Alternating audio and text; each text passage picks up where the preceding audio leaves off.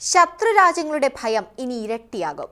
കാരണം മറ്റൊന്നുമല്ല, hypersonic missile സാങ്കേതിക വിദ്യയിൽ അടുത്ത കുതിപ്പിന് ഇന്ത്യ ഒരുങ്ങിക്കഴിഞ്ഞു.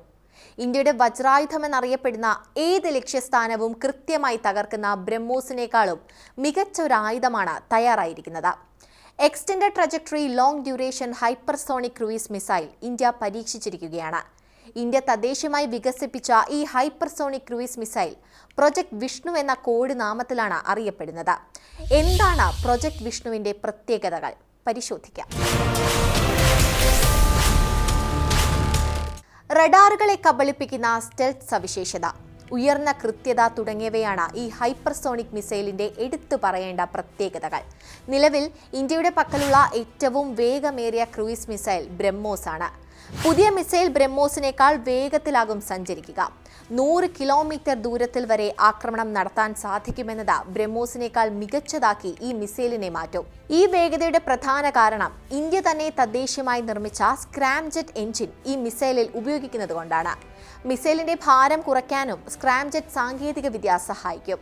സ്ക്രാംജെറ്റ് എഞ്ചിൻ ഉള്ളത് കൊണ്ട് തന്നെ മിസൈൽ ഇന്ധനം കത്തിക്കാനായി അന്തരീക്ഷത്തിൽ നിന്നുള്ള വായുവാണ് ഉപയോഗിക്കുന്നത്. ഇതിനാൽ ദീർഘനേരം വേഗത നിലനിർത്താൻ സഹായിക്കുന്നു. പ്രൊപ്പൽഷൻ സാങ്കേതിക വിദ്യയിൽ ഇന്ത്യയുടെ പുരോഗതി തെളിയിക്കുന്ന ഈ പുതിയ എഞ്ചിന്റെ 1000 സെക്കൻഡ് ഗ്രൗണ്ട് ടെസ്റ്റ് ഇതിനോടകം തന്നെ വിജയകരമായി പൂർത്തിയായിട്ടുണ്ട്.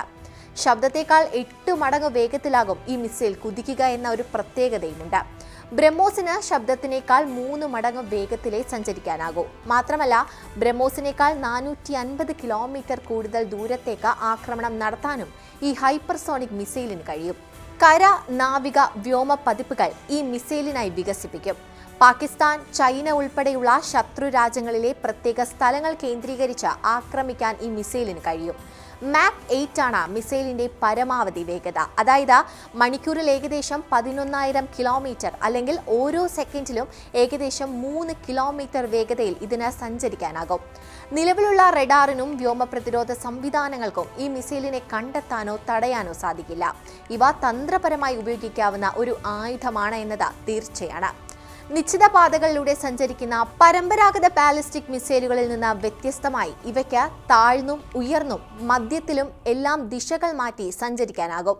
2000 ഡിഗ്രി സെൽഷ്യസ് വരെയുള്ള തീവ്രമായ താപനിലയെ അതിജീവിക്കാൻ കഴിയുന്ന പ്രത്യേക താപ പ്രതിരോധ ശേഷിയുള്ള വസ്തുക്കൾ ഉപയോഗിച്ചാണ് ഇത് നിർമ്മിച്ചിരിക്കുന്നത്. ഉപ്പുവെള്ളത്തിൽ നിന്നും സൂര്യപ്രകാശത്തിൽ നിന്നും സംരക്ഷിക്കുന്നതിനായി ഇതിന് പ്രത്യേക പ്രതിരോധ ശേഷിയുള്ള കോട്ടിങ്ങുമുണ്ട്. അതിനാൽ കരയിൽ നിന്നോ വായുവിൽ നിന്നോ കടലിൽ നിന്നോ ഇത് വിക്ഷേപിക്കാൻ കഴിയും. ഇന്ത്യൻ സൈന്യത്തിന് യുദ്ധത്തിൽ കൂടുതൽ സഹായകരമാകുന്ന സംവിധാനങ്ങളാണ് ഇതിൽ ഒരുക്കിയിരിക്കുന്നത്. ഈ മിസൈലിന്റെ നിർമ്മാണത്തിലൂടെ ഹൈപ്പർസോണിക് സാങ്കേതിക വിദ്യയിൽ പ്രാവീണ്യം നേടിയ അമേരിക്ക, റഷ്യ, ചൈന ഉൾപ്പെടെയുള്ള രാജ്യങ്ങളുടെ പട്ടികയിലേക്ക് ഇന്ത്യയുടെ പേരും ചേർക്കപ്പെട്ടിരിക്കുകയാണ്. തദ്ദേശീയമായി വികസിപ്പിച്ചെടുത്തു എന്നത് ഇന്ത്യയുടെ ഈ നേട്ടത്തെ സവിശേഷമാക്കുന്ന കാര്യമാണ്. കൂടാതെ ഇന്ത്യക്ക് നേരെ ഭാവിയിൽ ഉണ്ടായേക്കാവുന്ന ഭീഷണികൾ കുറച്ച് സുരക്ഷ വർദ്ധിപ്പിക്കുമെന്നുമാണ് പ്രതീക്ഷ.